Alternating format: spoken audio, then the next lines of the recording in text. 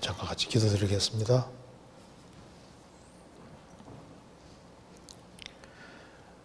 저희를 사랑하시는 하나님 아버지, 이 시간 함께 해주시고 도와주시옵소서. 평상시에 궁금하게 생각하는 것들을 하나님의 말씀으로 풀어주시고, 또 저희들 행보를 말씀 위에 굳게 세워주옵소서. 오늘 모든 시종 주 성령께서 도와주시고 주 안에서 유익한 시간이 될 수 있도록 인도해 주시고, 또 이 말씀이 우리 신앙생활에 크게 도움이 될 수 있도록 역사해 주옵소서.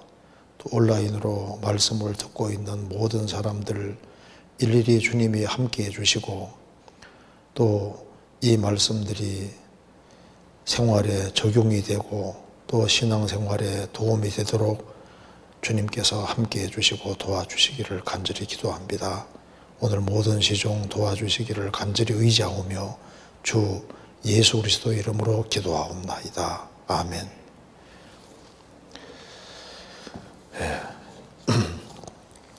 오늘 질문이 7개가 나와 있는데 그중에 몇 개를 할 수 있을지 모르겠지만 최대한 우리가 한번 하는 데까지 한번 생각을 좀 해보겠습니다. 자, 제가 먼저 첫 번째 질문부터 좀 읽어보겠습니다.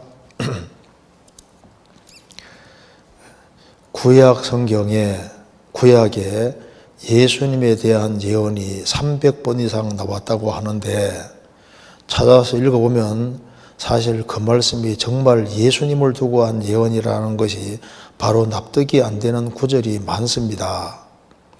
요한복음에만 해도 뭐뭇을 응하게 하려 하사 하면서 구약 말씀이 엄청 인용되어 있는데 찾아서 보면 엄청 신기하다기보다는 이걸 어디를 봐서 메시아에 대한 예언이지 싶은 게 많습니다.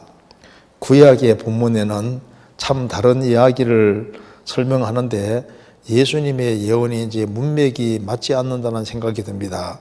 그냥 상황에 맞는 구절들을 굳이 찾아서 인용해 놓은 느낌을 받는데 설명을 부탁드립니다. 이분이 좀 구약에 300가지 이상 예수님에 대한 예언이 나와 있다고 하니까 이제 읽다가 인용구를 찾아보면 왜 이 구절을 여기에 인용되어 있지? 인위적으로 짜맞기 추기식으로 이렇게 한 것이 아니냐 하는 그런 인상을 받는다 그 말입니다. 그래서 찾아서 보면 엄청 신기하다기보다는 이게 어딜 봐서 메시아에 대한 예언이지, 이거 하는 거 봐서 여자분이 질문하신 것 같아요.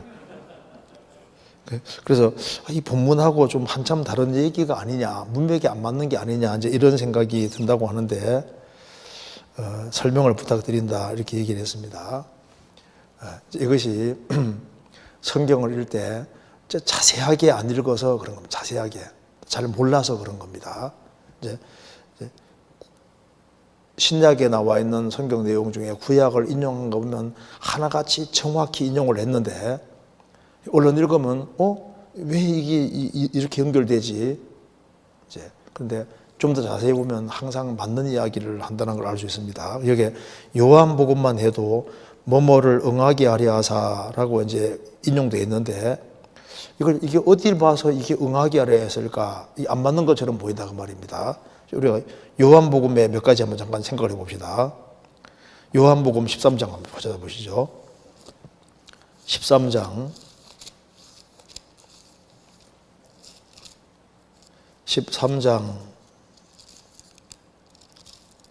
18절에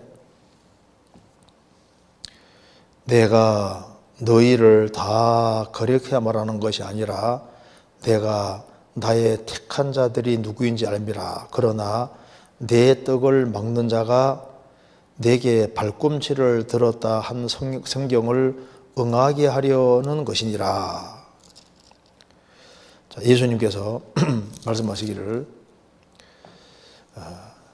내 떡을 먹는 자가 내게 발꿈치를 들었다 한 성경을 응하게 하려는 것이니라. 너희 예수님의 제자 중에 하나가 예수님을 배반할 것을 말씀하시면서 예수님이 제자들의 발을 다 씻기신 이후에 너희가 깨끗하나 다는 아니라 이렇게 말씀하셨습니다. 10절에 다시 보시겠습니다. 예수께서 가라사대 이미 목욕한 자는 발밖에 씻을 필요가 없느니라. 온몸이 깨끗하니라.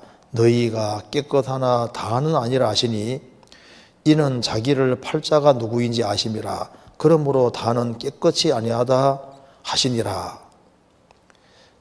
너희가 깨끗하니라 다는 아니다. 그 누굴 말하냐면 가룟 유다를 얘기를 하고 있습니다. 그래서 18절에도 내가 너희를 다 가르쳐 말하는 것이 아니라 내가 나의 택한 자들이 누구인지 알미라. 그러나 내 떡을 먹는 자가 내게 발꿈치를 들었다 하는 그 성경을 응하기라 하는 것이라. 구약 성경에 주님의 떡을 먹는 자가 주님께 발꿈치 들었다 그 말대로 예수님의 제자 중에 예수님을 팔 사람이 있다고 하는 얘기를 하면서 바로 이 구절을 인용하셨습니다. 그런데 이 구절을 말하면서 성경을 응하게 하려는 것이니라 했을 때 이거 인용했거든요. 그런데 이것이 어디 인용이냐 하면은 시편 41편 인용입니다. 찾아보시겠습니다. 시편 41편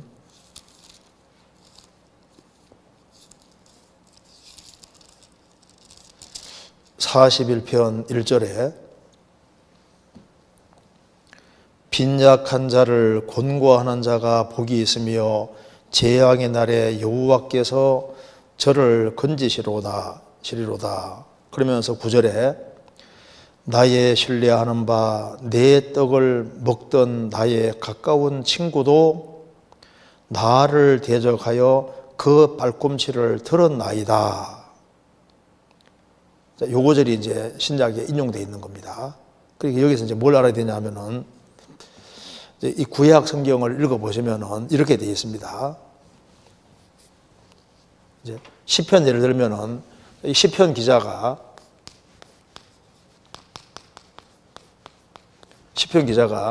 여기서는 41편은 다윗입니다. 다윗이 성령의 감동으로 자기에 대해서 이야기를 하면서 누굴 얘기하냐면은 예수님을 얘기하고 있습니다. 그러니까 이걸 이제 중첩 예언이라고 하는데요. 이제 다윗이 자기를 얘기하면서 예수님을 얘기하는 거다 그 말입니다. 구약 읽어보시면은 이제 시편에 보면은 다윗이 자기 얘기를 하면서 성령의 감동으로 예수님을 이렇게 얘기를 하고 있는 거예요.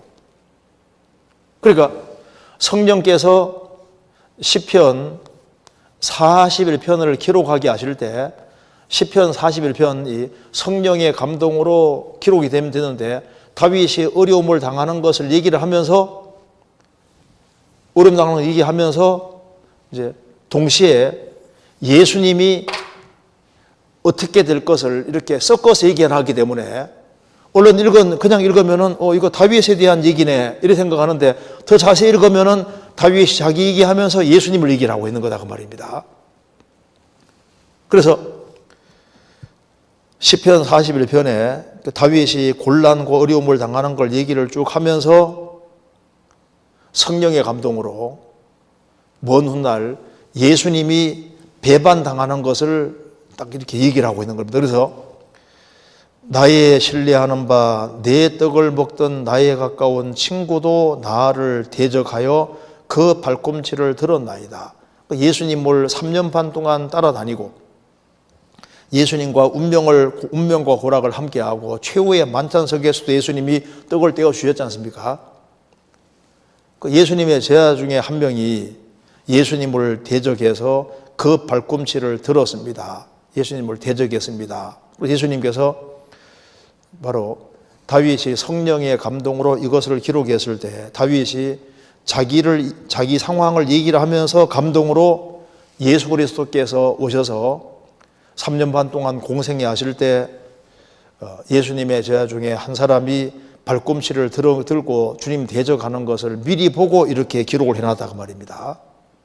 성경이 항상 이런 식으로 되어 있습니다. 이제 그러니까 이런 걸 중첩 예언이라고 하는 거거든요.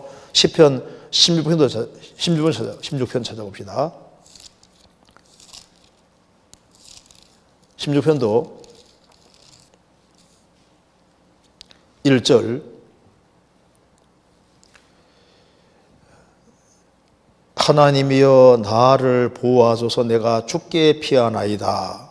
9절 이러므로 내 마음이 기쁘고 내 영광도 즐거워하며 내 육체도 안전히 거하리니 이는 내 영혼을 음부에 버리지 아니하시며 주의 거룩한 자로 썩지 않게 하실 것임이니이다. 이것이 이제 신약에 인용되어 있는데 예수님이 썩지 않고 부활할 것을 다윗이 미리 보고 이것을 말씀했다 그 말입니다.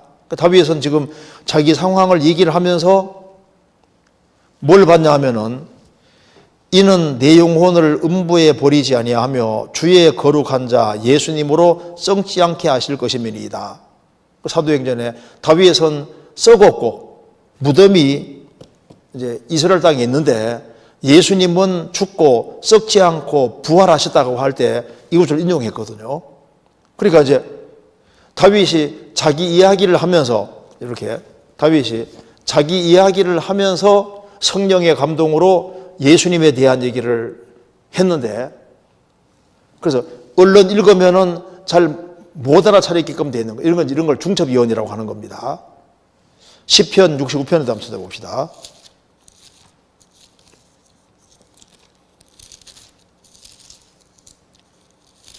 69편 하나님이여 나를 구원하소서 물들이 내 영혼까지 흘러들어왔나이다. 내가 설 곳이 없는 깊은 수렁에 빠지며 깊은 물에 들어가니 큰 물이 내게 넘치나이다. 4절 무고히 나를 미워하는 자가 내 머리털보다 많고 물이 내 원수가 되어 나를 끊으려 하는 자가 강하였으니 내가 취치 아니한 것도 물어주게 되었나이다. 8절에 내가 내 형제에게는 객이 되고 내 모친의 자녀에게는 외인이 되었나이다. 그리고 21절에 저희가 쓸개를 다해 식물로 주며 가랄 때 초로 마시고 싸우니 여기 이제 다윗이 아주 큰 곤란을 당하는 걸 이야기를 하면서 자기 곤란을 얘기하면서 예수님 얘기를 하고 있다 그 말입니다. 그래서 무고히 나를 미워하는 자가 머리털보다 많고 예수님이 공생애 당시에 얼마나 그 많은 사람들이 예수님을 연고 없이 미워했고 그리고 예수님 형제에게는 손님이 되고 모친의 자녀에게는 외인이 되었나이다. 공생애 당시에 예수님의 형제들도 예수님 믿지 않았다고 하지 않습니까?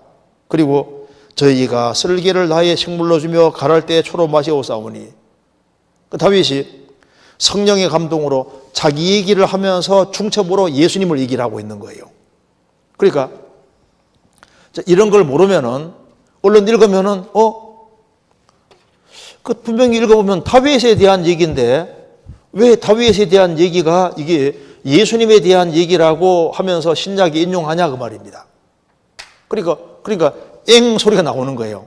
이게 왜 이렇게 연결되지 이제 이렇게 생각이 드는데 이게 중첩이언 이런 걸 모르면 그럴 수 있는 거예요. 나중에 보시면 항상 맞게 인용된 걸 알 수 있습니다. 이제 성경을 이제 기록하게 하신 분이 성령님이시기 때문에 성령께서 정확히 다윗이 자기 이야기를 하면서 성령의 감동으로 그리스도께서 어떻게 순환받고 그 시편 속에 다윗의 생애가 미리 다 예수님 생애가 미리 다 기록되어 있잖아요. 이제 그런 걸 좀 아는 것이 필요합니다. 그리고 이제 또 한 군데 잠깐 보시면은 요한복음 18장 찾아봅시다. 요한복음 18장 32절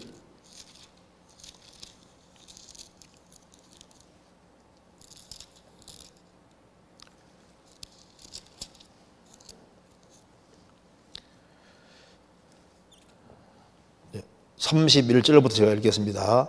빌라도가 가로되 너희가 저를 데려다가 너희 법대로 재판하라.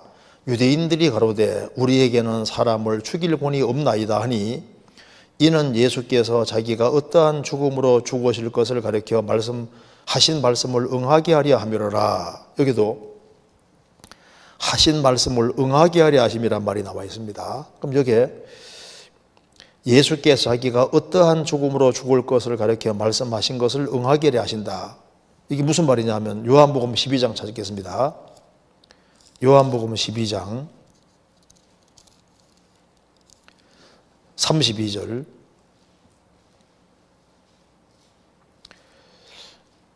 내가 땅에서 들리면 모든 사람을 내게로 이끌겠노라 하시니 이렇게 말씀하시면 자기가 어떠한 죽음으로 죽을 것을 보이심이로라. 내가 땅에서 들리면 모든 사람을 내게로 이끌겠노라 하시니 이렇게 말씀하시면 자기가 어떠한 죽음으로 죽을 것을 보이심이로라. 요한복음 18장에는 분명히 말씀하기를 32절에 이는 예수께서 어떠한 죽음으로 죽을 걸 가르쳐 말씀하신 걸 응하게 하십니다. 유대인들이 말했습니다. 우리는 사람 죽일 고난이 없습니다. 당신이 죽여주십시오. 무슨 말입니까? 로마 법대로 재판하면은 어떻게 죽게 되는 겁니까? 십자가예요. 그래서 땅에서 들리면 십자가 달린다는 걸 말인 겁니다.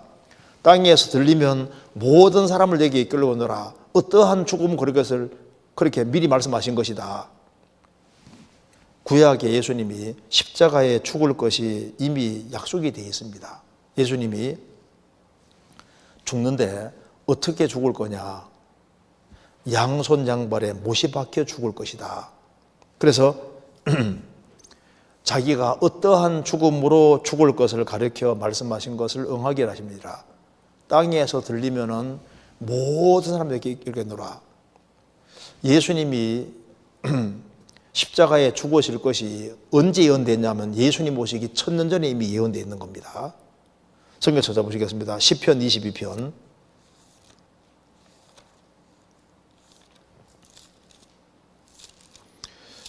이것도 중첩 예언입니다. 시편 22편에 다윗이 자기 이야기를 하면서 예수님을 이야기하고 있습니다. 보시면은 16절에 개들이 나를 애워쌌으며 악한 무리가 나를 둘러 내 수족을 찔렀나이다. 18절에 내 겉옷을 나누며 속옷을 제봅나이다. 예수님 십자가에 못을 박을 때 겉옷과 속옷을 벗기고 겉옷은 군병 넷이 쫙쫙 찢어서 한 개씩 나눠서 얻고 속옷은 원피스식으로 통으로 짜여 있으니까 제법아서 얻고 예수님을 산채로 못을 박았습니다. 그래서 개들이 유대 종교가들입니다. 종교가들이 나를 애워쌌으며 악한 무리가 나를 둘러 내 손과 발을 찔렀습니다. 예수님이 손과 발이 찔려서 죽는 게 바로 십자가 형벌입니다. 그러니까 이미 십자가 형벌을 당할 것을 이미 예수님이 오시기 1000년 전에 말씀하셨고 그 말씀이 그대로 이루어졌다 그 말입니다. 그러니까 이제 나중에 확인해 보면 항상 맞게 인용되어 있는 걸 알 수 있습니다. 요한복음 19장 찾아보시겠습니다. 요한복음 19장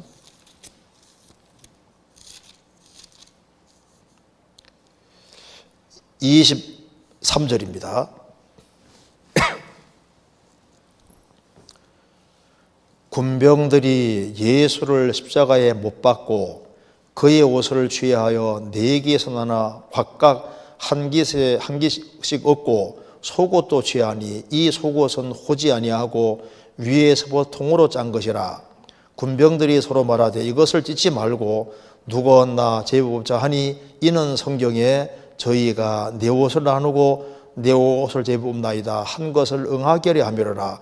군병들은 이런 일을 하고 예수님 오시기 1000년 전에 예언된 말씀이 그대로 이루어졌습니다. 그래서 한 것을 응하게 하려 함이로라. 응하게 된 것이 맞잖아요. 그 다음에 28절 이후에 예수께서 모든 일이 이미 이룬 줄 아시고 성경으로 응하게 하려 하사 가라사대 내가 목마르다 하시니 거기에 신포도주가 가득히 담긴 그릇이 있는지라. 사람들이 신포도주를 머금은 회용을 웃을 채에 메어 예수의 배에 대니 성경을 응하게 하려 하사 목마르다. 목마를 때 이제 신포도주 가득히 담긴 그릇이 있는지라. 그래서 예수 예배 되니. 그런데 이 말씀이 그대로 이루어지잖아요. 성경 시편 69편 보시겠습니다. 19편 21절에 저희가 쓸개를 나의 식물로 주며 가랄 때 초로 마시워 싸우니. 시편 69편의 말씀이 그대로 이루어졌는데, 그러니까 이게 중첩위원입니다. 다윗이 자기에 대한 얘기를 하면서 성령의 감동으로 그리스도를 얘기를 한 거예요. 그래서 성경의 말씀이 그대로 다 이루어지는 겁니다. 요한복음 19장 다시 보시겠습니다. 36절 34절부터 제가 읽겠습니다. 그중 한 군병이 창으로 옆구리를 찌르니 곧 피와 물이 나오더라. 36절 이 일이 이룬 것은 그 뼈가 하나도 꺾이우지 아니하리라 한 성경을 응하게 하려 함이니라. 또 다른 성경에 저희가 그 찌른 자를 보리라 했느니라. 그 뼈가 하나도 꺾이지 아니하리라. 시편 34편에 그 모든 뼈를 부어하시며 그 중에 하나도 꺾이지 아니하도다. 그걸 다윗이 성령의 감동으로 본 겁니다. 그러니까 이런 식으로 얼른 읽으면은 이게 왜 이렇게 되지? 근데 더 자세히 보면은 이게 맞는 거예요. 그러니까 구약에서 특별히 시편 같은 걸 인용했을 때 항상 성령의 감동으로 다윗이 자기 상황을 얘기를 하면서 감동으로 자기 얘기를 하면서 감동으로 그리스도를 얘기했다 그 말입니다. 그래 성령께서는 그걸 그대로 그리스도에게 대해서 예언했기 때문에 그걸 그리스도에게 정확히 이루어진 걸 그대로 얘기한 거예요. 그러니까 자세히 보시면 항상 맞게 인용했다는 걸 알 수가 있습니다. 그래서 일단 시간 지나가면 그렇구나 이해가 되실 겁니다. 이제 구약에 나와 있는 모든 것이 예수님 말씀하셨습니다. 요한복음 5장 39절에서 너희가 성경에서 영생 얻는 생각하고 성경을 상고하거니와 이 성경이 곧 뭐라 했습니까? 내게 대하여 증거하는 것이로라. 성경이 내게 대해 증거하는 것이라고 말씀하셨고 예수님이 죽으시고 부활하신 이후에도 시편에 자기를 가리켜 말씀한 것을 자세히 설명해 주셨습니다. 누가복음 24장 찾겠습니다. 누가복음 24장 44절 또 이르시되 내가 너희와 함께 있을 때 너희에게 말한 바 곧 모세율법과 선지자의 글과 시편에 나를 가리켜 기록된 모든 것이 이루어져야 하리란 말이 이것이라 하시고 이에 저희 마음을 열어 성경을 깨닫게 하시고 또 이르시되 이같이 그리스도가 고난을 받고 제3일에 죽은 자 가운데서 살아날 것과 또 그의 이름으로 죄사함을 얻게 하는 회개가 예루살렘으로부터 시작하여 모든 족속에게 전파될 것이 기록되었으니 너희는 이 모든 일의 증인이라. 구약에 예수님에 관해서 기록된 것을 깨닫게 해주셨는데 저희 마음을 열어서 성경을 깨닫게 하시고 그래서 성령의 감동으로 기록됐기 때문에 또 신약 성경도 성령의 감동으로 기록됐으니까 구약에 성령께서 감동으로 기록해 주신 것을 신약 성경에서 정확히 끄집어내서 알려주시는 겁니다. 그렇게 일단 이해하면 되겠습니다. 그 다음 질문 넘어가겠습니다. 집회 말씀을 듣다가 예수님께서 가시면류관 쓰신 것과 창에 찔린 것을 설명하실 때 머리로 짓는 죄와 마음으로 짓는 죄로 설명을 듣습니다. 그렇다면 머리로 짓는 죄와 마음으로 짓는 죄가 어떤 차이가 있는 것인지 궁금합니다. 근데 집회할 때 그냥 이제 우리가 머리로 짓는 죄 때문에 예수님 머리에 가시면류관 쓰시고 손으로 짓는 죄 때문에 손에 못이 박히고, 발로 지은 죄로 발에 못이 박히고, 마음으로 짓는 죄 때문에 마음에 이제 예수님 창에 찔렸다, 이렇게 설명을 하잖아요. 그러니까 이제 그 얘기 들으면서 그 머리로 짓는 죄가 뭐고 마음으로 짓는 죄가 도대체 뭘까, 어떤 차이가 있을까 하는 게 궁금하다고 얘기를 했습니다. 성경 예레미야 17장에 말씀하시기를 만물보다 거짓되고 심히 부패한 것이 뭐라 했습니까? 마음이라고. 세상에서 가장 부패하고 타락한 것이 마음인데, 마음과 생각은 따로따로일까, 연결되어 있을까요? 마음이 더 근원적인 것이고, 이 마음과 생각은 연결이 되어 있습니다. 왜냐하면 한번 몇 번 찾아봅시다. 창세기 6장입니다. 창세기 6장 5절입니다.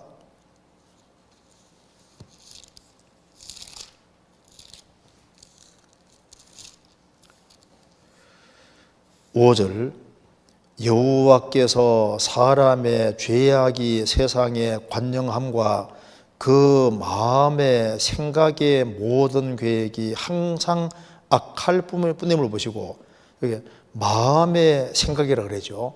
마음의 생각의 모든 계획이 항상 악할 뿐임을 보시고, 그러니까 그 마음의 생각, 마음과 생각은 연결이 되어 있는 겁니다. 그 마음에서 생각이 나옵니다. 그래서 이 마음의 생각은 성경에 계속 연결시키고 있습니다.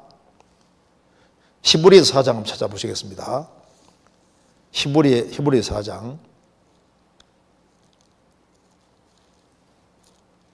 히브리서 4장 12절.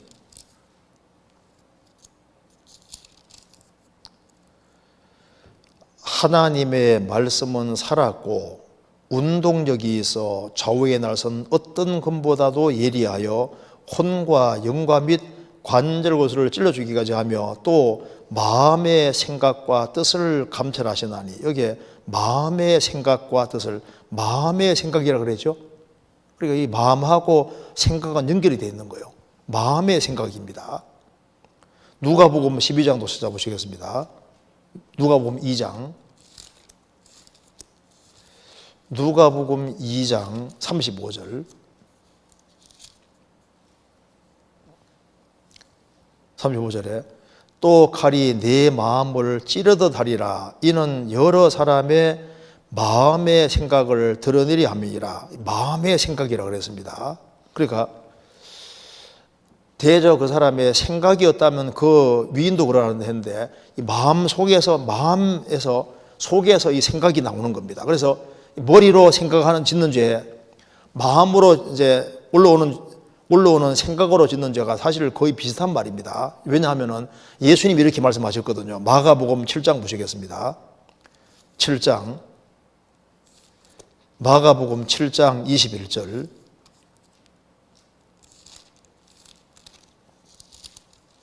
(7장 21절에) 속에서, 곧 사람의 마음에서 나오는 것은 악한 생각, 곧 음란과 도둑질과 살인과 간음과 탐욕과 악독과 속임과 음탕과 흘기는 눈과 회방과 교만과 강편이 이 모든 악한 것이 다 속에서 나와 사람을 더럽게 하느니라. 속에서, 사람에서, 마음에서 나오는 것은 악한 생각, 마음에서 생각이 올라오는데, 그 악한 생각, 그러니까 이 마음과 생각은 연결이 되어 있는 겁니다. 그래서 마음에서 떠오르는 것은 곧 생각하고, 생각에서 떠오르는 것과 연결되어 있는 거예요. 그래서 이제 마음이 더 근원적인 겁니다. 그래서 이게 이제 우리가 이제 머리로 짓는 죄라는 것은 머리로 순간순간 스치고 지나가는 죄들이 있잖아요. 순간순간. 그런데 마음으로 짓는 죄도, 속의 생각으로 짓는 죄도 거의 동일하게 사용되는 겁니다. 그래서 머리에 스치고 지나가는 생각들, 이제 그런 생각들이 이렇게 있는데, 그런 생각을 딱 붙잡고 이제 가지고 있으면은 나중에 이것이 행동으로 분명히 나오게 됩니다. 그래서 여기 이제 가장 쉽게 설명드리면은 압살롬이라는 사람이 있는데, 이제 디나, 그리고 자기 누이 다말이 다말 맞는가요? 예, 그 다말이 암논에게 강간을 당합니다. 그 얘기 들으니까 압살롬이 속에서 죽고 싶은 생각이 다 올라오잖아요. 이제 죽고 싶은 생각이 올라왔습니다. 저런 인간은 죽어야 되는데, 저를 치면 분이 확 올라왔고, 분한 생각이 올라왔고, 그리고 이제 죽이고 싶은 생각이 올라왔습니다. 근데 그것이 생각이 마음에서 이렇게 올라오는 거예요. 올라왔습니다. 근데 그것을 빨리 처리하면 좋은데, 그 생각이 이제 마음과 생각은 연결되어 있는데, 그 생각을 딱 붙잡았습니다. 붙잡고 마음속에 딱 그걸 가지고 내려와서 마음속에 계속 품고 있는 거예요. 그걸 2년 동안 품고 있었습니다. 그래서 2년 후에 이제 마음속에 계획을 딱 품고 결국에는 이제 쳐 죽입니다. 암논을 죽이잖아요. 그러니까 어떤 상황이 생기니까 분한 생각이 올라왔고, 세상에 우리 누이를 그래 분한 생각이 올라왔고, 그리고 이제 그 생각을 계속 붙잡고 있으면서 저런 인간은 죽여야지, 그 생각이 올라왔는데 그 생각을 계속 마음에 품고 있습니다. 그 마음에 계속 품고 있으면은 그 다음에 이게 결국에는 이제 큰 문제를 일으키게 되는 거예요. 죽이게 되는 거죠. 그러니까 생각이 떠오른다 할 때는 보통 머리로 짓는 죄, 떠오르는데 그걸 붙잡아 가지고 마음속에 계속 품고 있으면은 그거는 마음속에서 이게 올라오는 죄는 생각에서 나오는 죄하고 똑같은 얘기인 거예요. 근데 그것을 이제 품고 있으면은 이제 조금 더 심각해지는 겁니다. 그리고 이제 그걸 가지고 있으면 나중에 결국에는 그것이 이제 행동으로 나오게 되는 거니까, 떠오르는 생각으로 나오는 죄는 보통 머리로 짓는 죄. 그리고 이제 그것도 마음에서 나오는 죄인데 그걸 품고 있으면은 이제 더 이제 심각한 죄가 되고, 그걸 계속 가지고 있으면은 행동으로 지켜야 되는 거니까. 그러니까 에베소서 5장 생각하면 아주 쉬운 겁니다. 분한 상황에서 분을 내어도, 분한 상황에서는 분이 올라오잖아요. 분을 내어도 죄를 짓지 말며 해가 지도록 분을 품지 말아서 마귀로 틈을 타지 못하게 하라. 분한 상황에 분한 생각이 올라옵니다. 분한 마음이 올라오잖아요. 그런데 해가 지도록 분을 품지 말고 마음으로 계속 품고 있지 말아라. 그러면은 마귀가 틈을 타서 아주 큰 일을 저지르게 되는 겁니다. 그래서 머리와 마음은 연결이 되어 있고 마음은 더 근원적인 겁니다. 그래서 이 마음을 청결히 하면은 생각도 청결해지는 겁니다. 그러니까 근원적인 것이 마음이니까 물어 지킬 만한 것보다 더욱 내 마음을 지키라. 그래서 마음이 잘못되면은 악한 생각과 계속 연결되는 겁니다. 그러니까 결국 생각으로 짓는 죄, 마음으로 짓는 죄는 똑같은 큰 차이가 없는 겁니다. 그런데 우리가 그냥 생각으로 스치고 짓는 죄하고 생각으로 콜똘히 할 때 그게 또 마음과 항상 연결이 되는 거예요. 그래서 이제 우리가 보통 머리로 짓는 죄, 머리 생각으로 막 이렇게 짓는 죄가 있는데 그것이 마음에 딱 품고 있으면은 그건 또 훨씬 더 심각한 죄가 될 수 있습니다. 그리고 이제 마음에 딱 품고 있으면은 그 다음에는 틀림없이 스치고 지나가는 생각을 계속 품고 있으면 결국에는 그것이 행동으로 나오게 돼 있는 거예요. 그래서 좋은 생각을 품고 있으면은 좋은 생각이 떠올랐고 그걸 계속 붙잡으면은 그 마음이 딱 붙잡고 있는 거거든. 생각과 마음이 딱 붙잡고 있으면은 이제 그다음에 시간 지나가면 그것이 행동으로 나오는데, 좋은 생각이 딱 붙잡아지면 좋은 행동으로, 나쁜 생각이 계속 붙잡아지면은 나쁜 행동으로 나오게 되는 겁니다. 그래서 이제 우리가 마음으로 짓는 죄, 생각을 하는데 크게 구별할 필요가 없습니다. 중요한 것은 뭐냐면 주님이 어쨌든 마음으로 짓는 죄든 생각으로 짓는 죄든 주님이 다 처리하셨다는 사실이 중요한 것이고, 그게 은별하게 구분이 되느냐, 마음으로 짓는 죄, 생각으로 짓는 죄 크게 구별이 안 됩니다. 왜냐하면 마음과 생각은 연결되어 있으니까 항상 마음의 생각이란 말이 나오고, 성경에서 마음에서 악한 생각이 나온다고 주님 말씀하셨으니까 마음과 생각은 항상 연결되어 있는 걸 알 수 있는 거예요. 그래서 루터가 말하기를 새가 머리 위로 날아다니는 건 내가 못 막는다. 근데 둥지 서는 건 막을 수 있는 것처럼 스치고로 지나가는 온갖 종류의 생각들이 있습니다. 안 좋은 생각도 막 지나가는데 그것도 우리가 못 막아도 그것이 새가 둥지 트는 것처럼 그 스치고 가는 생각 중에 안 좋은 생각을 내가 받아들여서 마음에 딱 고착시키고 있으면은 그럼 그게 죄로 구성될 수 있는 거예요. 그래서 그 머리로 그냥 이렇게 스쳐 지나가는 거하고 그걸 붙잡는 건 조금 다른 얘기입니다. 그 마음으로 딱 붙잡고 있으면은 고정시키고 있으면 나중에 틀림없이 행동으로 나오게 될 겁니다. 그래서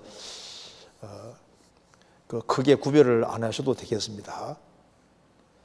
마음으로 짓는 죄, 생각으로 짓는 죄, 마음과 생각이 연결되어 있으니까 이렇게 크게 구별을 안 해도 되는데 일단은 마음은 더 근원적인 것이고 그 마음에서 마음과 머리는 연결되어 있으니까 마음이 좀 잘못되어 있으면 생각이 그걸로 이제 연결되어 있거든요. 연결되어 있으니까 생각도 조심해야 되는 동시에 그 마음도 조심해야 되고 이 두 개가 연결되어 있기 때문에 그런 겁니다. 어쨌든 주님이 다 처리했다는 사실이 중요할 겁니다. 그 다음에 질문 한번 보겠습니다. 잠언 29장 25절. 자, 이건 좀 우리가 좀 생각을 좀 해봐야 되겠습니다. 잠언 29장 25절.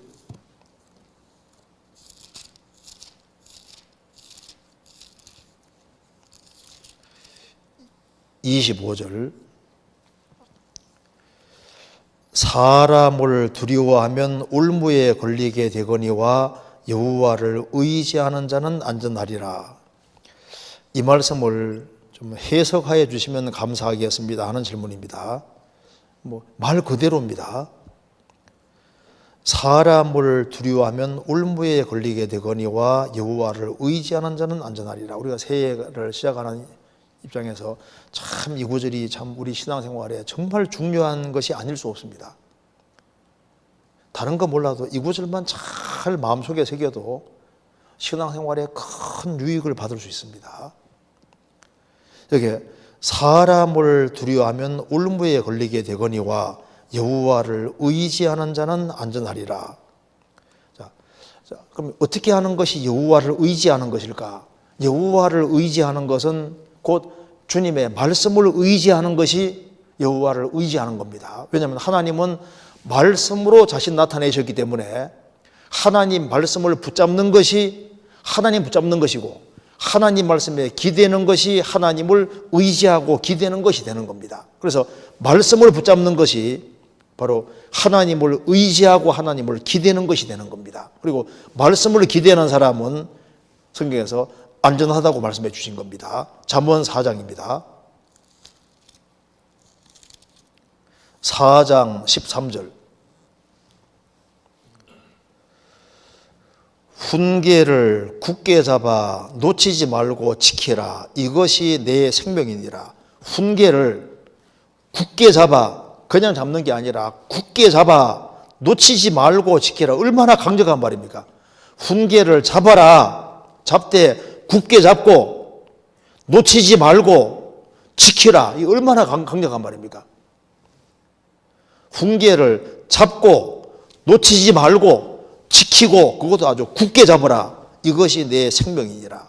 그래서 하나님 말씀이 명백할 때 하나님 말씀을 붙잡는 사람은 하나님 붙잡는 사람이고 말씀 기대는 사람은 하나님 기대는 사람이고 말씀을 버리는 사람은 주님을 버리는 사람이 되는 겁니다. 사무엘상 15장입니다.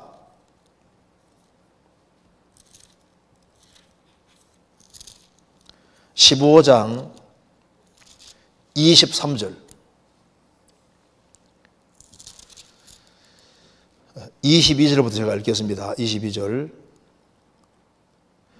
사무엘이 가로되 여호와께서 번제와 다른 제사를 그 목소리 순종하는 것을 좋아하심같이 좋아하시겠나이까?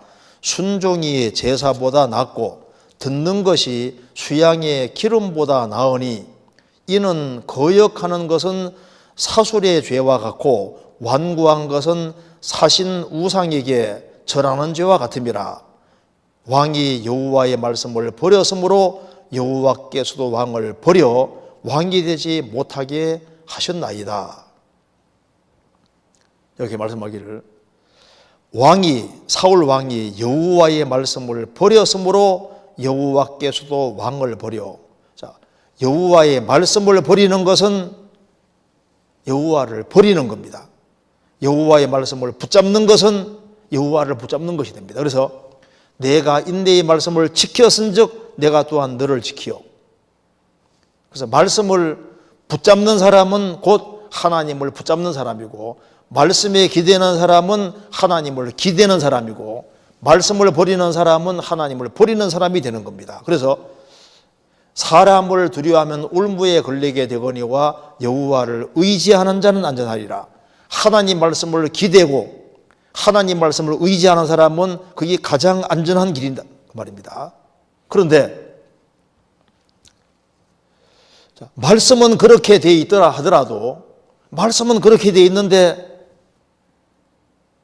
사람을 더 두려워하며 해서 말씀을 어기는 길을 택하면은 스스로 울음부에 걸려들게 되고 안전하지 않고 고통스럽고 힘들고 가시밭길을 가고 험한 길을 가게 된다 그 말입니다. 그래서 사람을 두려워하면 울음부에 걸려야 된다는 말씀은 여호와의 말씀이 명백한데 그 말씀에 의지하지 않고 하나님 말씀을 어기고 사람을 두려워해 사람 말을 택하고 사람 말을 따라가면은 울음부에 걸린다는 말은 인생이 아주 복잡해지고 비참하게 될 것을 말씀하시는 겁니다. 예레미야 42장에 보면은 바벨론이 이스라엘 쳐들어와서 이스라엘 사람 포로로 잡아가고 일부의 사람이 남았습니다. 그래서 이제 바벨론에서 총독을 세워놨는데 그 이스마엘이라는 사람이 그 총독을 죽여버리는 거예요. 그리고 그 보복으로 갈대아 사람들이 자신들을 이제 심판할 걸 두려워해서 예레미야에게 물으러 왔습니다. 굉장히 두려운 상황이 생겼습니다. 그때 하나님께서 말씀해 주셨습니다. 너희들 애굽으로 내려가지 말고 바벨론 사람 두려워하지 말고 내 말대로 예루살렘에 있어라. 그러면 안전하다. 그런데 그들은 바벨론을 더 두려워해서 어떻게 했습니까? 보따리 사서 에집트로 내려갔잖아요. 그래서 하나님이 느부갓네살 왕을 불러서 에집트까지 심판해서 그 사람들 거의 다 심판을 받았습니다. 왜 그런 일이 생겼냐 하면은 하나님 말씀이 명백히 내려왔으면은 하나님을 더 두려워하고 하나님 말씀을 기대해야 되는데 사람을 더 두려워해서 하나님 말씀을 어기는 길을 택할 때 그게 이제 사람을 두려워하고 그래서 울음부에 걸리게 되고 심판받고 망하게 된 겁니다. 예레미야 42장 찾아보시겠습니다. 예레미야 42장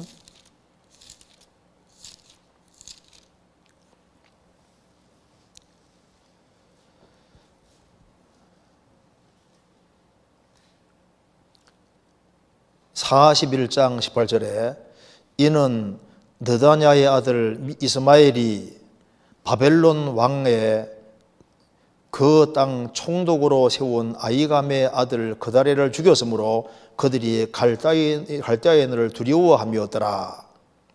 42장 1절 이에 모든 군대의 장관과 가랴의 아들 요하난과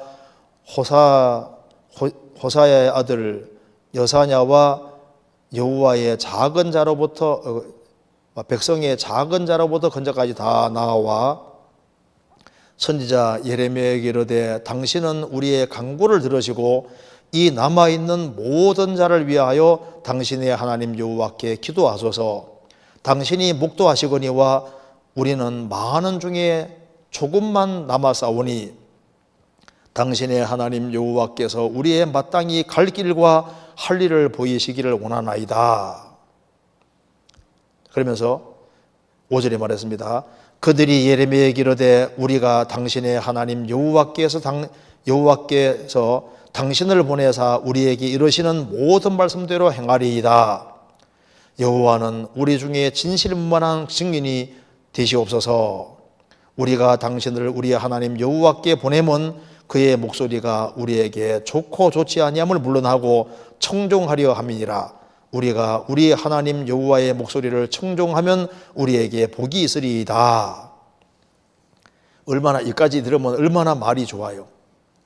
우리는 지금 예루살렘에 머물러야 될지 에집트로 내려가야 될지 우리는 판단하기 어려우니 바로 당신이 하나님께 직접 물어서 답을 해 주십시오. 우리는 말씀대로 행하리이다. 우리가 당신을 우리 하나님 여호와께 보내면 그의 목소리가 우리에게 좋고 좋지 않음을 물론하고 청종하려 함이니이다. 우리가 우리 하나님 여호와의 목소리를 청종하면 우리에게 복이 있으리이다. 7절 10일 후에 여호와의 말씀이 예레미야에게 임했습니다. 자, 너희들 절대 바벨론을 두려워하지 말고 이스라엘 땅에 거해라.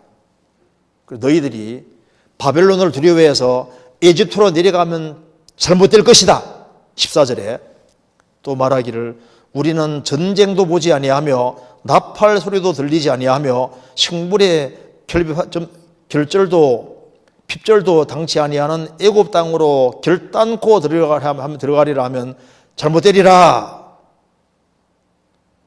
애굽으로 내려가지 마라.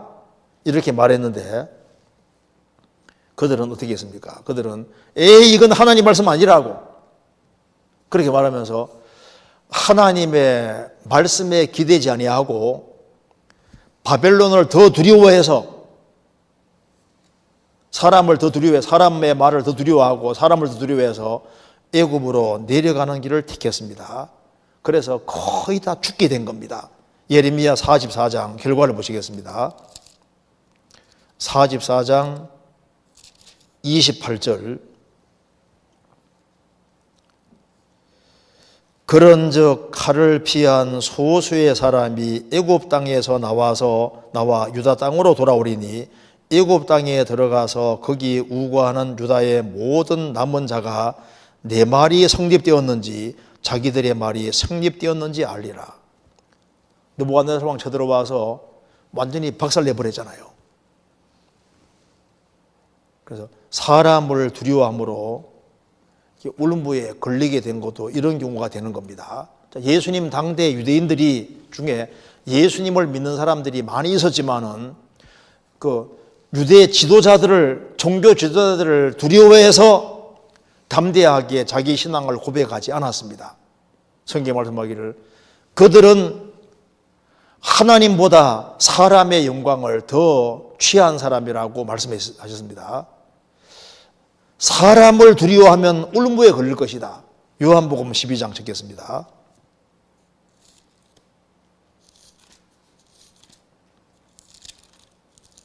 (12장) 42절 그러나 12장 42절 그러나 관원 중에도 저를 믿는 자가 많되 바리새인들을 인하여 드러나게 말하지 못하니 이는 추례를 당할까 두려워함이라. 저희는 사람의 영광을 하나님의 영광보다 더 사랑하였더라. 만왕의 왕 되신 주님이 이스라엘 땅에 오셨고 역사를 하시는데 관원 중에도 예수님을 믿는 자가 많되 바리새인들을 인하여 드러내게 말하지 못하니 이는 쫓겨날까 봐 추례당할까 봐 두려워함이라. 저희는 사람의 영광을 하나님의 영광보다 더 사랑하였더라. 사람을 두려워하면 울음부에 걸리게 됩니다. 그래서 주님은 구원을 받으라고 말씀하셨는데 부모는 반대한다 합시다. 어떻게 됩니까? 구원을 받아야 되는 거예요. 부모가 반대하더라도 부모가 내 영혼을 책임질 수는 없잖아요. 다른 것은 다 순종해도 믿고 구원받는 것 자체를 부모가 반대한다 할지라도 하나님은 구원받으라고 하셨으니까 구원받고 그리고 부모를 섬기면 되는 거지 않습니까? 요한계시록 21장에 지옥 가는 사람 중에 첫 번째가 두려워하는 자들이 그게 비겁장에도 포함되어 있습니다. 카우어들이 비겁장이라고.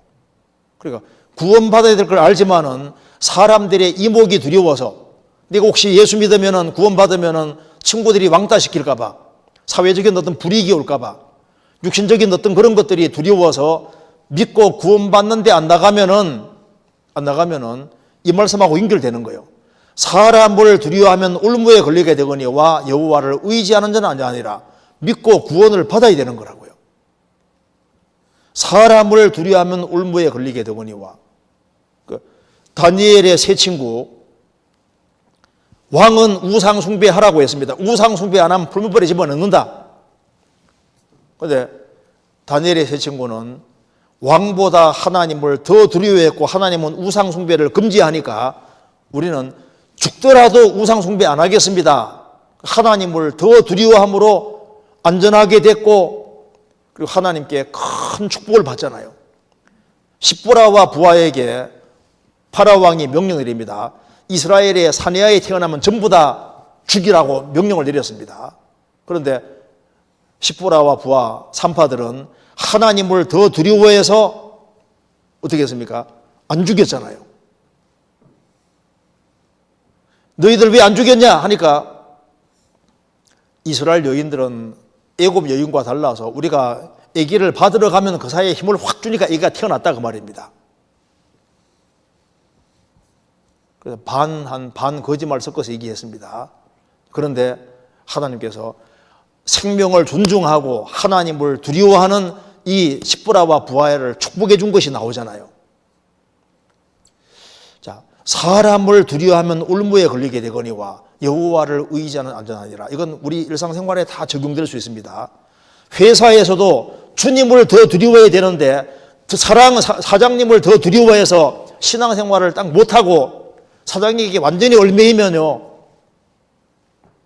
사람을 두려워하면 해서 주님의 것이 됐고 영혼을 건져야 될 사람이 사장님을 더 무서워해서 꼼짝 못하고 사장 말에만 딸려다니고 이렇게 하면은 이것저것 안 되고, 그렇게 사장 말에만 딸려가지고 살다가 주님 앞에 갔다 합시다. 너 뭐 하다 왔냐? 우리가 세상에 살지만은 너희는 값으로 산 것이 되었으니 사람의 종이 되지 마라. 세상에 살아야 되는 건 맞지만은, 지방 생활을 해야 되는 것도 맞지만은, 내가 여전히 하나님의 부르심 받은 종이라는 것도 잊으면 안 됩니다. 사람을 두려워하면 울무에 걸리게 되거니와 여호와를 의지하는 자는 안전할 것이다. 하나님을 의지하는 사람은 안전합니다. 그래서 회사 일을 충실하게 해야 되는 것도 맞지만은 주님보다 더 두려워해서 신앙생활을 전혀 못하는 식으로 되는 건 합당한 것이 아닌 거예요. 가정생활에서도 어떤 아내는 남편이 너무너무 무서워서 신앙생활을 하나도 못해요. 그럼 그게 올무에 걸린 게 되는 겁니다. 사람을 두려워하면 올무에 걸리게 되거니와 여호와를 의지하는 자가 아니라 하나님의 도우심을 구하면서 기어코 신앙생활을 해야 되는 겁니다. 왜? 우리는 주님 표로 값주고 샀으면 주의 것이 된 겁니다. 회식 자리에서도 사장님이 술을 권하고 회장님이 술을 권할 수도 있잖아요. 성경에서는 술을 쳐다보지도 말라고 했거든요.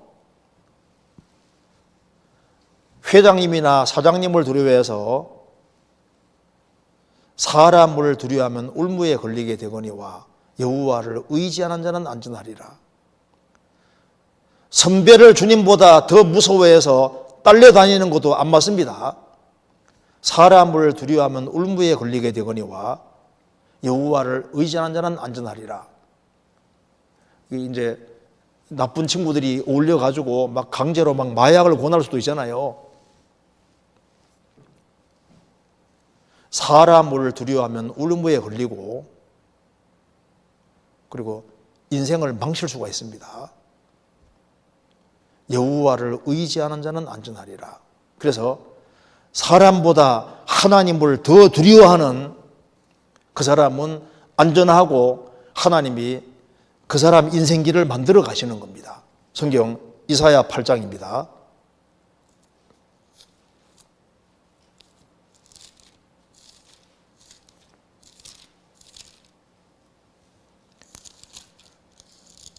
(8장)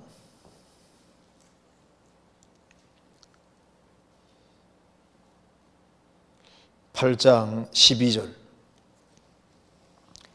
이 백성이 맹약한 자가 있다 말하여도 너희는 그 모든 말을 따라 맹약한 자가 있다 하지 말며 그들의 두려워하는 것을 너희는 두려워하지 말며 놀라지 말고 만군의 여호와 그를 너희가 거룩하다 하고 그로 너희의 두려워하며 놀랄 자를 삼으라. 세상 사람들이 두려워하는 것을 너희는 두려워하지 말고 놀라지 말고 오직 너희들은 하나님을 너희가 거룩하다 하고 하나님으로 너희의 두려워하며 놀랄 자를 삼으라. 정말 두려운 분은 하나님인 걸 알고 어떤 경우에도 하나님의 말씀을 붙잡고 하나님을 의지해야 된다 그 말입니다. 그것이 제일 안전한 길이 되는 겁니다. 성경 누가복음 12장 찾겠습니다. 예수님이 이렇게 말씀해 주셨습니다. 12장 4절.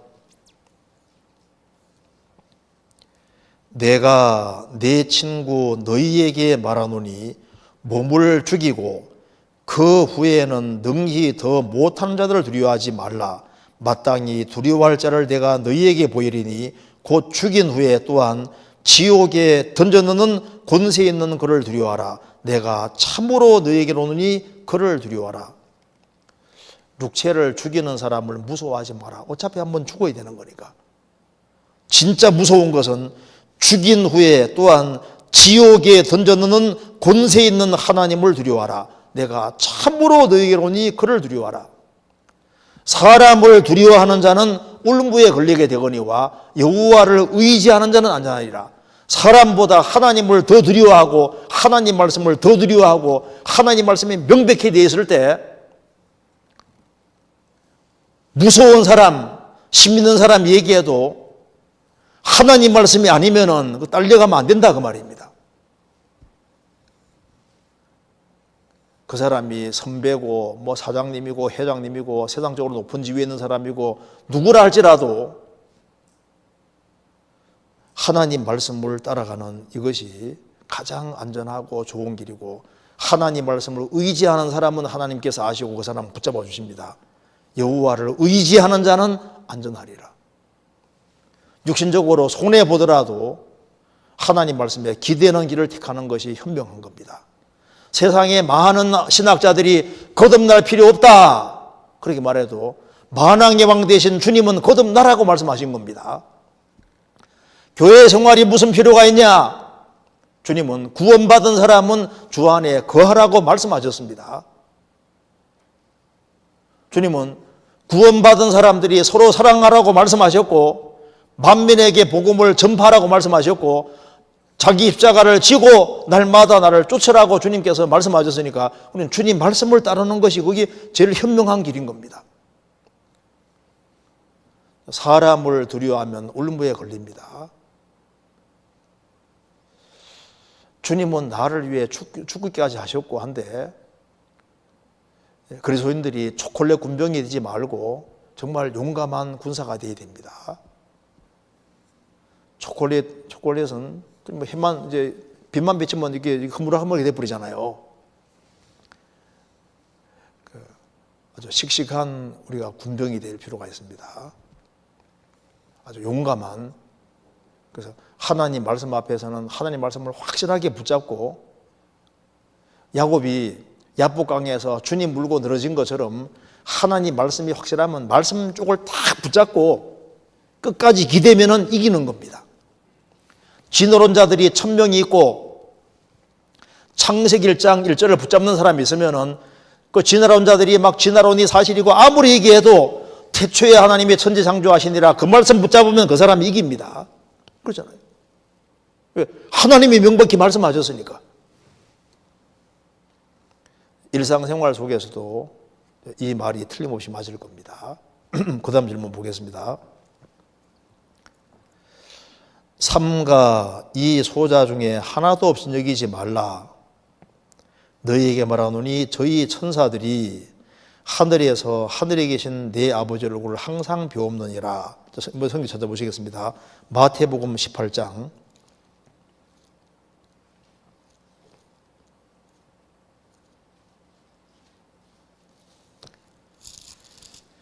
10절입니다.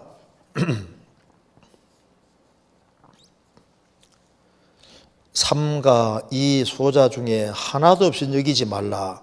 너희에게 말하노니 저희 천사들이 하늘에 계신 내 아버지 얼굴을 항상 배옵느니라.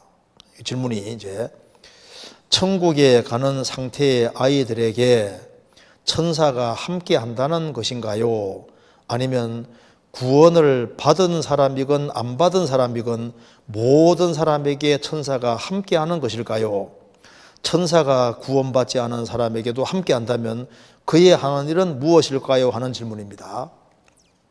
여기 삼가 이 소자 중에 하나도 없이 여기지 마라 하면서 저희 천사들이 하늘에 계신 너희 아버지 얼굴을 항상 배옵느니라 이렇게 말씀하셨으니까 천국에 가는 상태의 아이들에게 천사가 함께 한다는 것인가요? 아니면 구원받은 사람이건 안 받은 사람이건 모든 사람에게 천사가 함께 한다는 것인가요?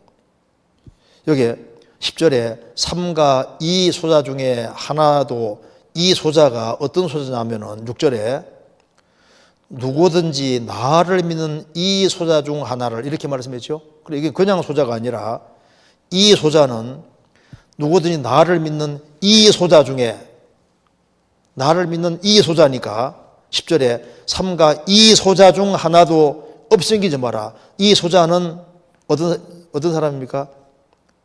6절에 나를 믿는 이 소자 중 아무 사람이 아니라 믿는 사람을 가르치고 있는 겁니다.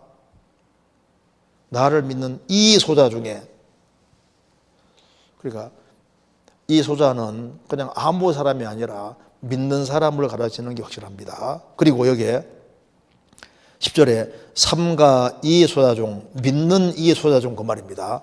믿는 이 소자 중 하나도 없이 여기지 마라. 너희에게 말하노니 저희 천사들이 저희의 천사들입니다. 그들의 천사들 Their angels입니다.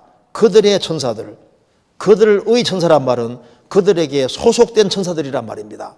한 사람이 구원받으면은 구원받은 사람에게 소속이 된 천사들이 있는 겁니다.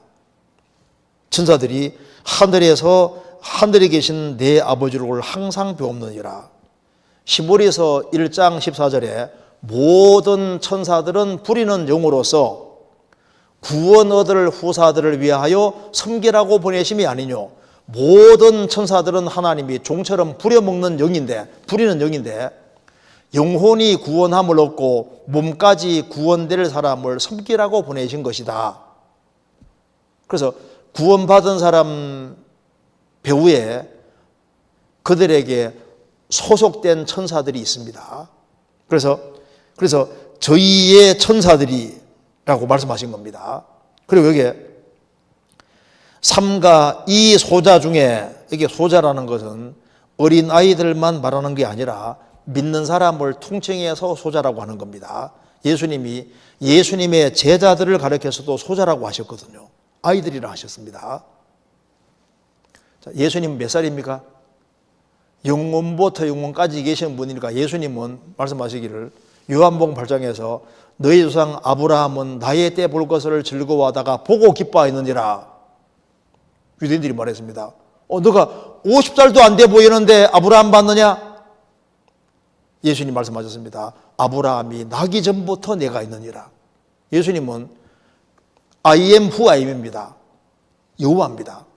스스로 존재하는 분이기 때문에 아브라함이 나기 전부터 있다고 했을 때 2000살만 먹어도 대단히 많이 먹은 거지 않습니까? 영원부터 영원까지 계신 분이니까 예수님 제자들을 가르쳐서 소자라고 하는 게 당연하죠. 요한복음 13장 찾겠습니다. 요한복음 13장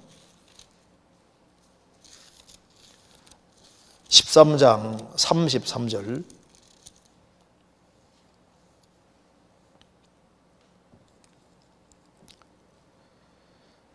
소자들아 내가 아직 잠시 너희와 함께 있겠노라. 너희가 나를 찾을터이나 그러나 일찍 내가 유대인들에게 너희는 나의 가는 곳에 올 수 없다고 말한 것 같이 지금도 너희에게 이르노라. 새 계명을 너희에게 주노니 서로 사랑하라. 내가 너희를 사랑한 것 같이 너희도 서로 사랑하라. 너희가 서로 사랑하면 이로써 모든 사람이 너희가 내 제자인 줄 알리라. 새 계명을 너희에게 준다. 여기 말씀하시기를 소자들아, 영어로 little children입니다. 소자들아, 예수님 제자들을 보고 little children, 소자들아 이렇게 말씀하시잖아요. 그러니까 주님께서 모셨을 때 모든 믿는 사람들은 다 소자들입니다. 소자들. 마태복음 11장 찾겠습니다. 11장 25절. 그때 예수께서 대답하여 가라사대 천지의 주제이신 아버지여, 이것을 지혜롭고 슬긴 자들에게는 숨기시고 어린 아이들에게 나타내심을 감사하나이다. 옳소이다. 이렇게 된 것이 아버지의 뜻이니이다. 여기에 지혜롭고 슬기는 자들은 유대 종교가들, 유대인들, 교만한 인간들을 가리켜서 지혜롭고 슬기는 자들에 하셨고, 어린 아이들에게 나타내심을 감사하나이다. 예수님 제자 같은 사람들을 어린 아이들이라고 하셨습니다. 옳소이다. 이렇게 된 것이 아버지의 뜻이니이다. 그리고 여기 이제 질문 내용 속에 천사가 구원받지 않은 사람에게도 함께 한다면 그의 하늘이 무엇일까요? 자, 한 사람이 이제 믿고 구원을 받게 되면은 그에게 소속된 천사들이 분명히 있습니다. 그래서 저희의 천사들이 있다 그 말입니다. 그래서 구원받은 사람들 배후에 천사들이 있는데, 그러면 구원 안 받은 사람 배후는 어떻게 되느냐? 사람이 태어나서 이제 이렇게 자라가는 과정에서 선악을 분별하지 못하는 그런 어린 아이들, 또 자라가는 과정 속에서 구원받을 가능성이 있는 사람들 배후에 마귀만 있느냐? 그건 아닐 겁니다. 하나님은 태어날 때부터 사람 배후에서 작업을 하시기 때문에 마귀만 작업하는 게 아니고 하나님도 배후에 일하시기 때문에 배후에 마귀만 활동하는 것이 아니라 천사도 활동하고 있을 겁니다. 근데 그 사람에게 완전 소속된 것은 아닐지라도 분명히 마귀가 구원 안 받은 사람에게 일하는 것은 배후에 일하는 것처럼 천사도 배후에서 일하고 있는 건 확실할 겁니다. 하나님께서 천사 보내서 여러 가지로 돕는 것이 있을 겁니다. 그래서 히브리서 1장 7절에 보면은 하나님께서는 하나님의 천사들을 바람으로 그의 사역자들을 불꽃으로 삼으시느니라. 그래서 하나님께서는 하나님의 일을 대행하실 때 천사들을 많이 활용하시기 때문에 구원을 받지 아니한 사람이라 할지라도 천사가 배후에서 활동하는 일이 분명히 있을 수 있습니다.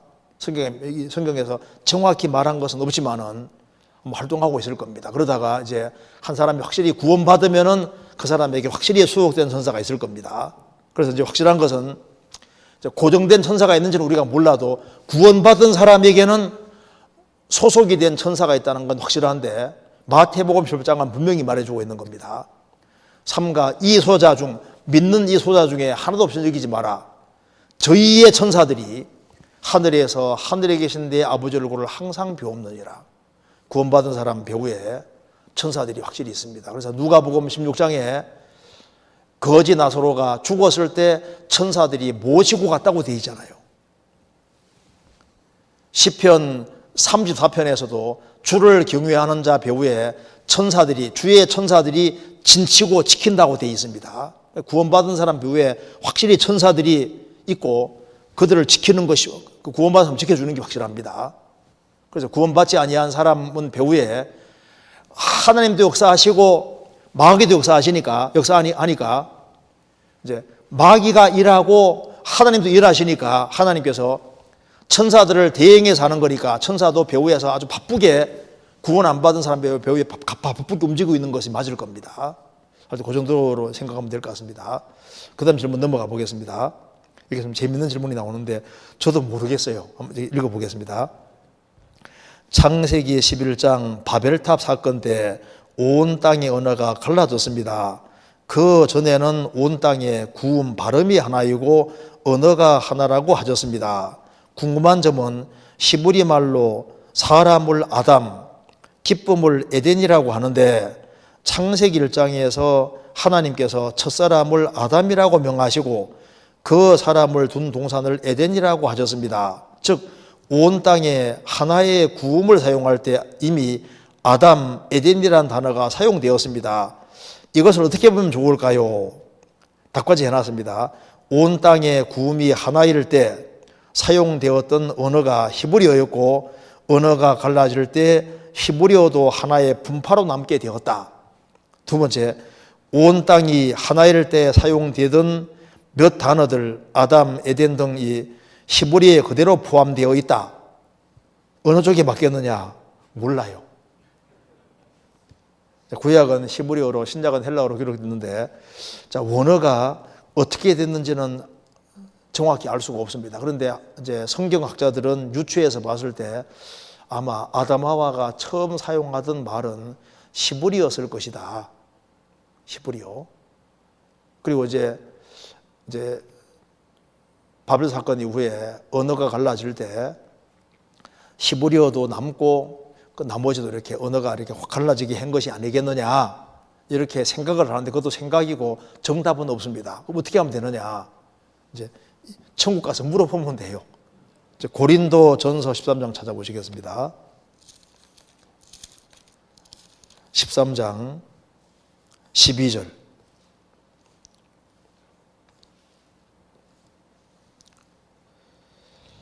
우리가 이제는 거울로 보는 것 같이 희미하나 그때에는 얼굴과 얼굴을 대하여 볼 것이요 이제는 내가 부분적으로 하나 그때는 주께서 나를 아신 것 같이 내가 온전히 알리라.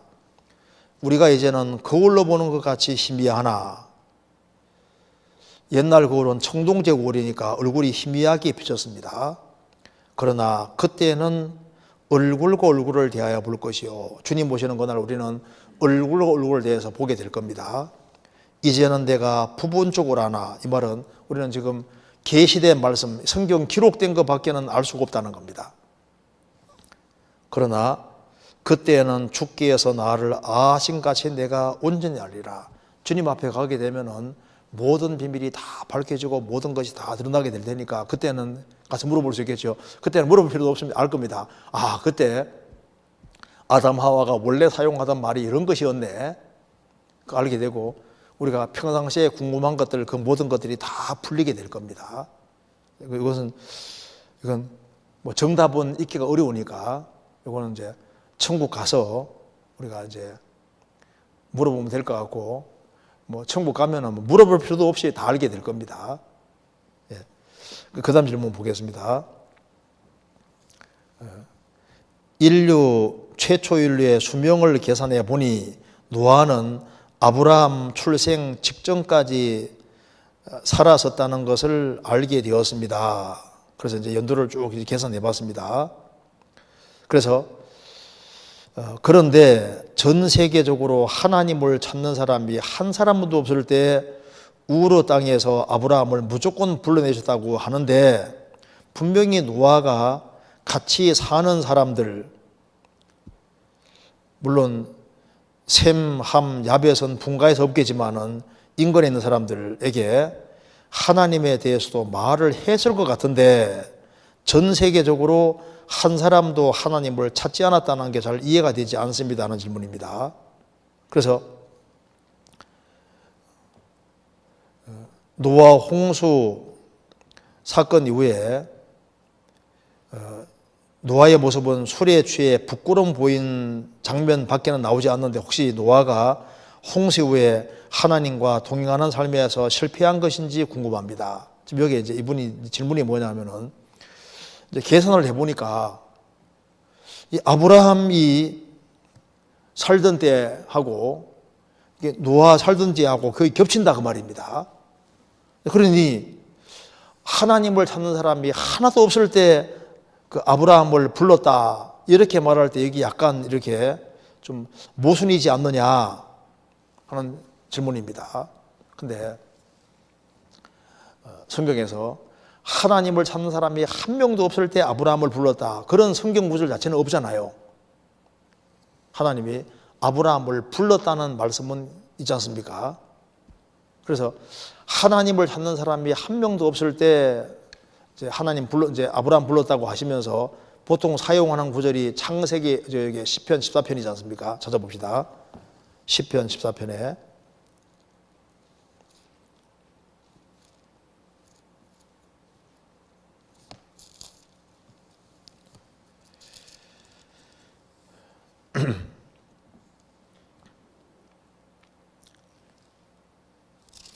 1절에 어리석은 자는 그 마음에 이르기를 하나님이 없다 하도다. 저희는 부패하고 소행이 가정하여 선을 행한 자가 없도다. 여호와께서 하늘에서 인생을 굽어 살피사 지각이 있어 하나님을 찾는 자가 있는가 보려 하신즉 다 치우쳤으며 함께 더러운 자가 되고 선을 행하는 자는 없나니 하나도 없도다. 여호와께서 하늘에서 인생을 고발해서 하나님을 찾는 자가 있는가 보니까 다 치우쳤고 함께 들어온 자가 되고 선을 행하는 자는 한 명도 없다. 그런데 그 뒤에 보시면은 5절 저희가 거기에서 두려워하고 두려워하였으니 하나님이 의인의 세대에 계심이로다. 하늘에서 보니까 찾는 자가 한 명도 없고 다 치워졌다. 한 명도 없다고 했는데 하나님이 의인의 세대에 계시다 그 말입니다. 그러니까 찾는 자가 한 명도 없는데 의인들이 있거든요. 성경 로마서 3장 찾겠습니다. 이것이 인용된 거 보시겠습니다. 로마서 3장 10절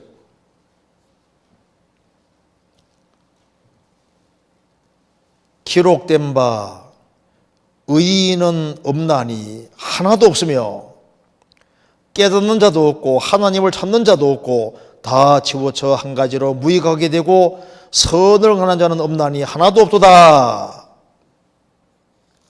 하나도 없도다 라고 했는데 그 뒤에 보면은 23절 모든 사람이 죄를 범하였음에 하나님의 영광이 이르지 못하더니 그리스도 예수 안에 있는 구속으로 말미암아 하나님의 은혜로 값없이 의롭다 하심을 얻은 자 되었느니라. 하나님을 찾는 사람이 한 명도 없다. 그런데 의인의 세대에 계시고 다 치우쳐 무익한 자가 되고 선행한 사람이 한 명도 없고 찾는 자가 없는데 의인된 사람이 있잖아요. 그러니까 이 말이 맞는 말이다 그 말입니다. 그러니까 이거 보시죠. 하나님이 하늘에서 보시니까 찾는 사람이 한 명도 없어요. 하나님을 찾는 사람이 한 명도 없다 그 말입니다. 그러니까 이게 뭘 말하는 겁니까? 찾는 사람이 없다는 것은 인간의 전적인 타락을 말하는 겁니다.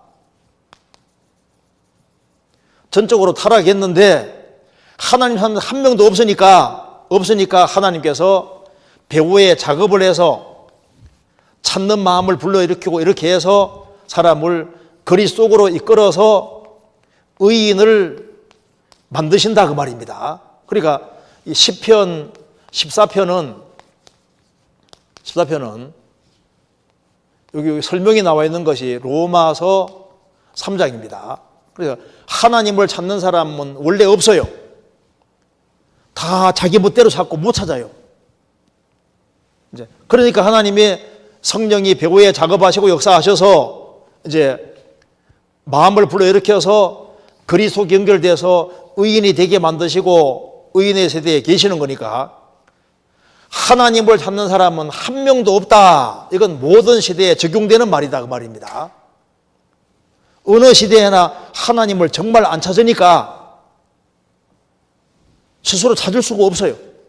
그러니까 하나님께서 배후에서 계속 작업해서 찾는 마음 불러일으키고 이렇게 해가지고 결국은 그리스도를 발견하도록 배후에서 작업을 이렇게 계속 하시기 때문에 계속해서 탄생하는 일이 있고 구원받는 일이 있고 이런 일이 생긴다 그 말입니다.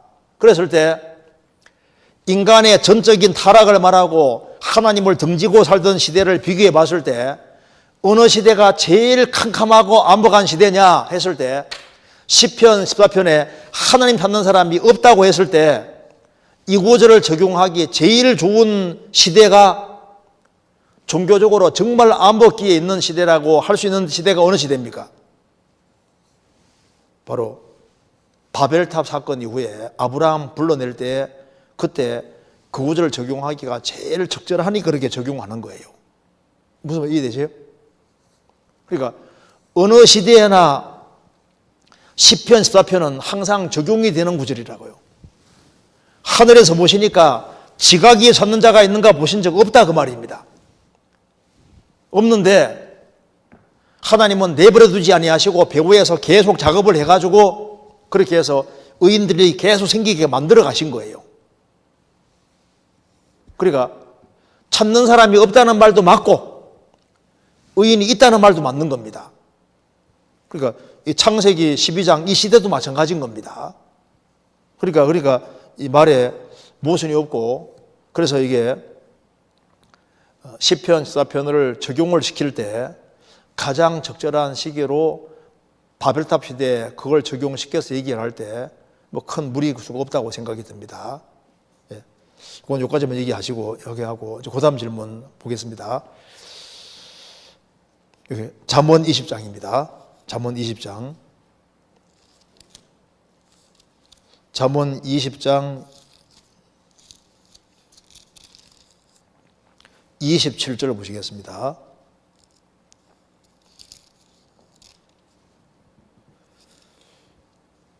제가 읽겠습니다.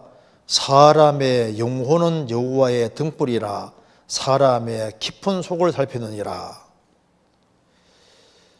이 말씀이 문맥이 쉽사리 이해되지 않아서 쉬운 성경을 찾아보니 사람의 영혼은 여호와의 등불과 같아서 그 사람의 깊은 곳까지 다 살핀다라고 되어 있었습니다.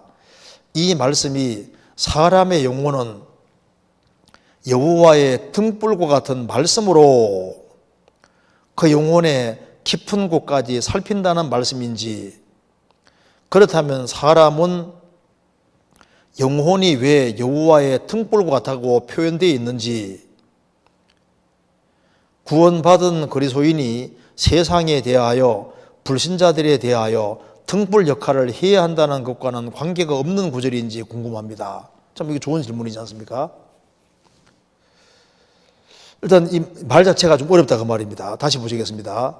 사람의 영혼은 여호와의 등불이라 사람의 깊은 속을 살피느니라.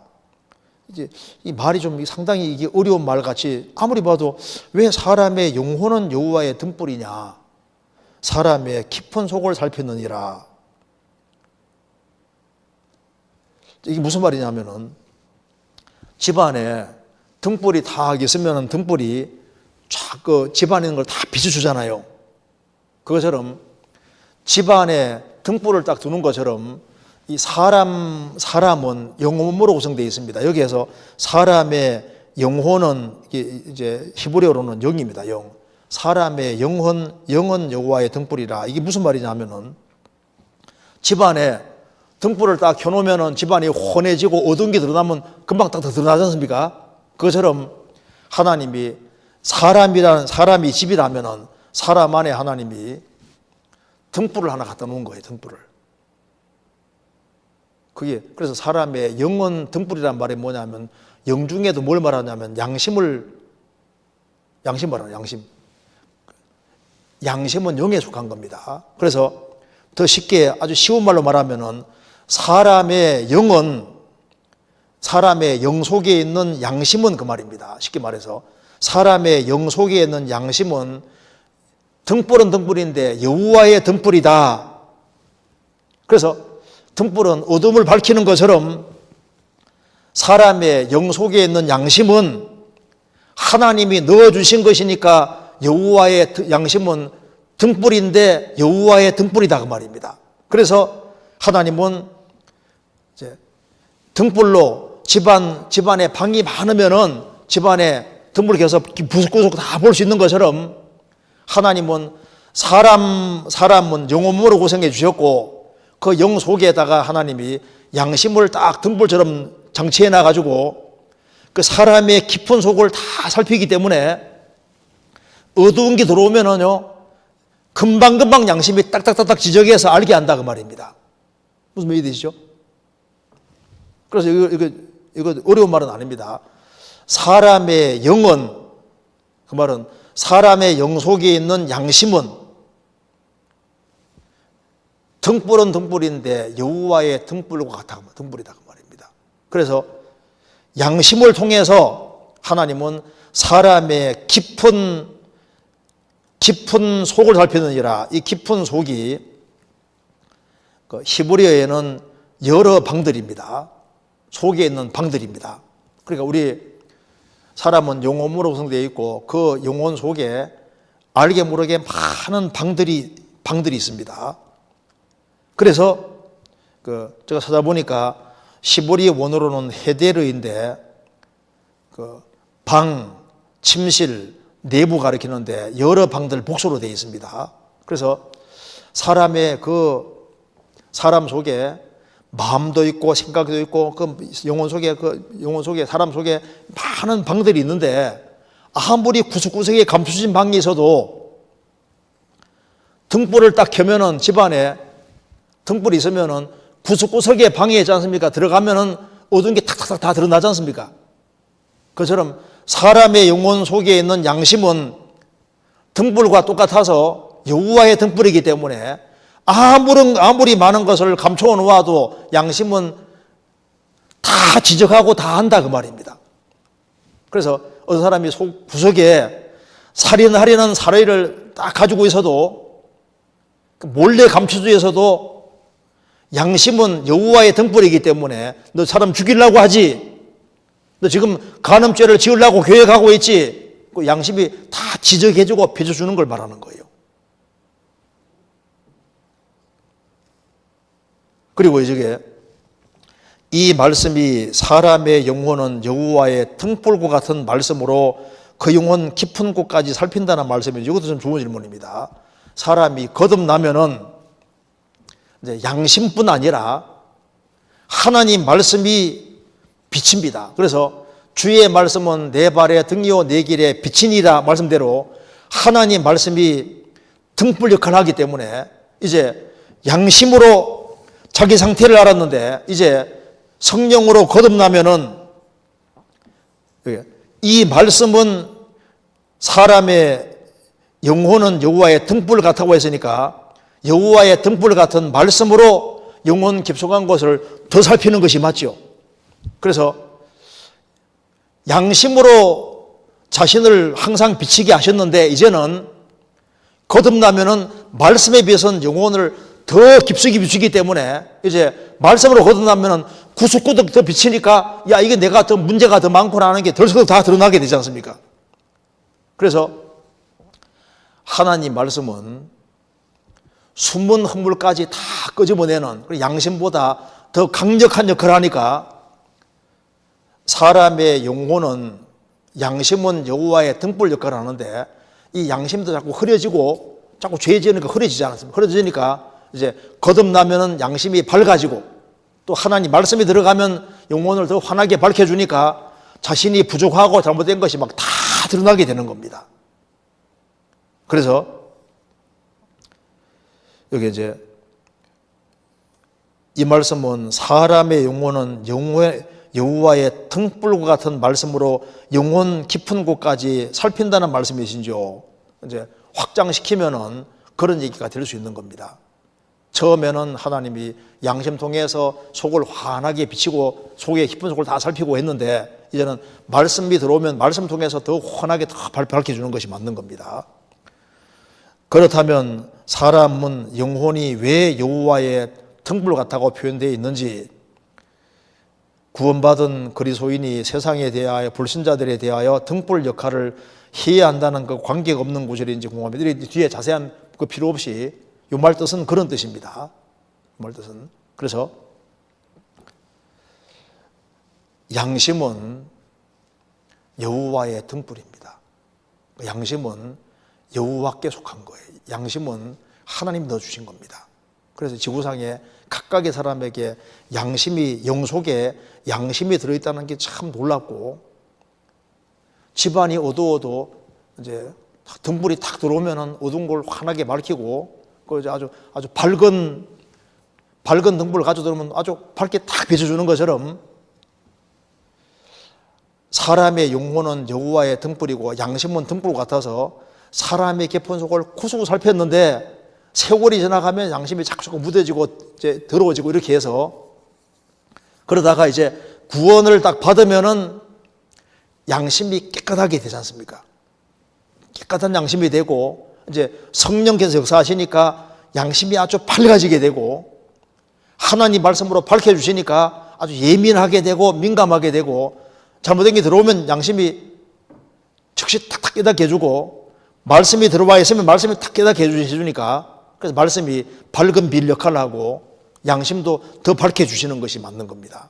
그래서 이제 구원받고 나면은 이제 이 양심도 이렇게 기준이 잘못되면 잘못 반응하니까 그 양심보다 하나님 말씀에 근거한 양심이 필요한 겁니다. 그래서 이런 문제를 좀 생각하면 좋겠습니다.